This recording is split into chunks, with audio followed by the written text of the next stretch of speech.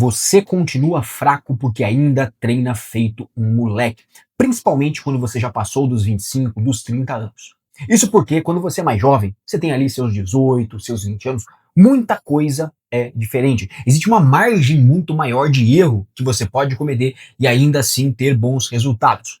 Isso acontece por quê? Primeiro, quando você é mais novo, o seu corpo naturalmente está mais responsivo aos estímulos por uma série de questões fisiológicas mais favoráveis.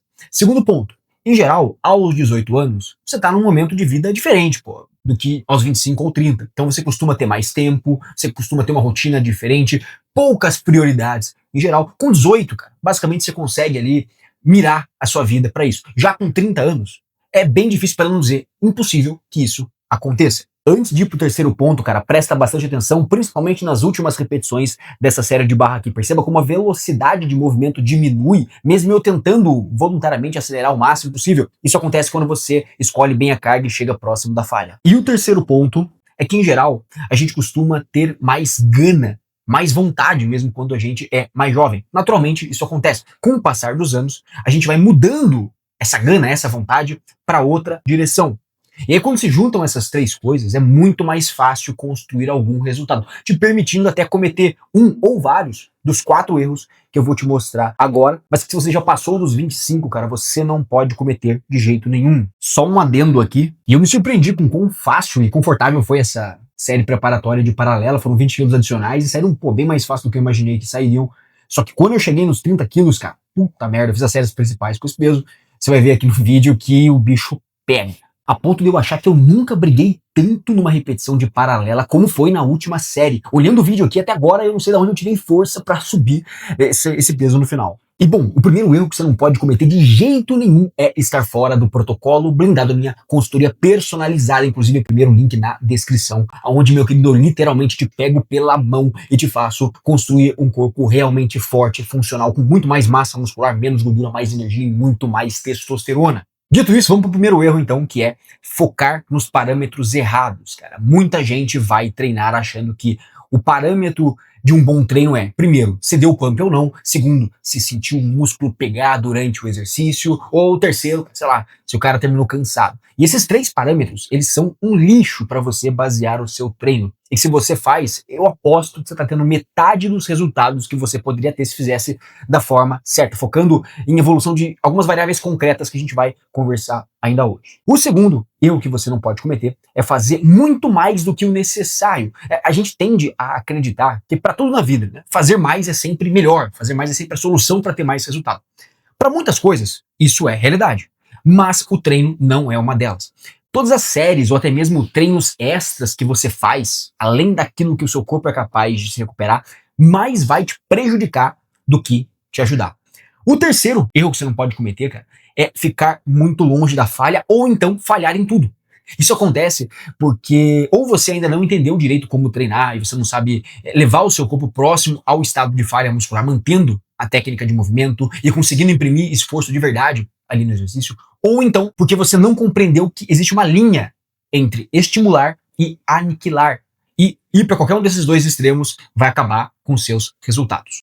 O quarto e último erro que você não pode cometer de forma nenhuma é ficar mudando de exercício toda hora. Quando você escolhe fazer um exercício, é porque você espera ter as adaptações que ele vai te entregar. Se você muda toda hora, primeiro, você nunca entra numa fase ótima de resposta em força e massa muscular, porque elas acontecem depois de algumas semanas. Segundo, você nunca consegue progredir direito, afinal, você precisa de um ganho em coordenação que só vem com o volume de execuções, cara.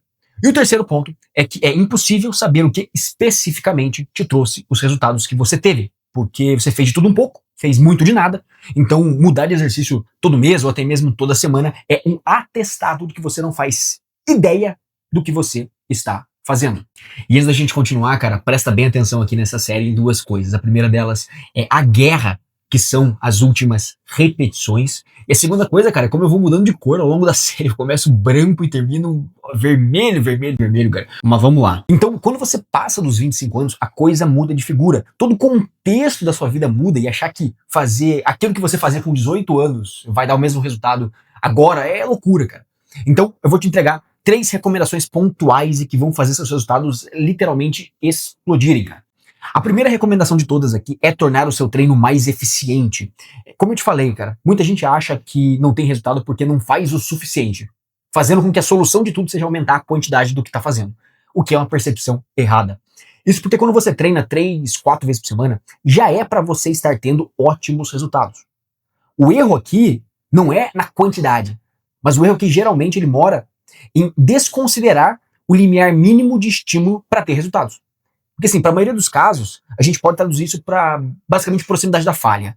Tá? A ideia aqui é você parar a sua série de 0 a 2 repetições antes da falha. Preferencialmente, uma margem de repetições mais baixa que o convencional, mas igualmente confortável para você chegar no estímulo certo. Para alguns exercícios vai gerar em torno de 4 a 6 movimentos, para outros ali de 8 a 10 movimentos vão te permitir um conforto articular melhor. Tudo isso vai garantir um bom estímulo de força e de hipertrofia também, fazendo com que você consiga extrair o máximo daquilo que você já está fazendo, sem precisar adicionar mais e mais e mais coisas, tá? O outro erro que a galera também comete é desconsiderar que cada exercício tem um papel fundamental na programação, sem ficar com encheção de linguiça. Isso conecta com o segundo ponto que eu quero que você fique extremamente atento, que é fazer um bom controle de fadiga. Então, você precisa ter a relação entre estímulo e recuperação coerente. Se você é um cara que não consegue descansar bem e percebe que isso está impactando na sua capacidade de progressão de estímulo, das duas uma, ou você melhora esse descanso, o que costuma ser bem mais complicado, pensando que a rotina geral da gente geralmente é mais atribulada, ou então você acerta a quantidade de estímulo mexendo no treino, o que é muito mais fácil de ajustar do que a própria rotina. E assim você garante que tudo no seu treino tem um porquê estar lá e tudo aquilo consegue te entregar o máximo de resultado que poderia. Entende? Essas coisas são muito, muito importantes. Tá? E falando em rotina, aqui, o terceiro ponto é ter uma rotina mais inteligente. Tanto uma rotina geral, de vida mesmo, tá? Quanto uma rotina voltada a treinos e alimentação. O ponto aqui é que provavelmente a rotina perfeita, a rotina mais otimizada de todas, a rotina que você vê do seu influenciador favorito fazendo, ela talvez não funcione para você, porque você tem uma série de particularidades que não fazem sentido algum deste plano. Então, se você tem trabalho, muitas vezes tem uma rotina familiar, ou faculdade junto, ou qualquer outra coisa que seja, cara, você tem responsabilidades. É irreal você achar que vai dar certo um plano com, sei lá, 5 treinos por semana, mais cardio, mais um monte de coisa, mais uma dieta toda quadrada que não te permite sair 1 ou 2 dias na semana para comer algo diferente com a sua namorada, com a sua esposa. Cara, ser realista e pé no chão aqui é o mais importante de tudo. Parece bobeira, parece bobagem, parece clichê, mas bicho, isso é o mais importante de tudo. Para todos os casos, tornar o seu treino e a sua rotina mais eficiente, mais coerente e mais aderente, anote esses pontos.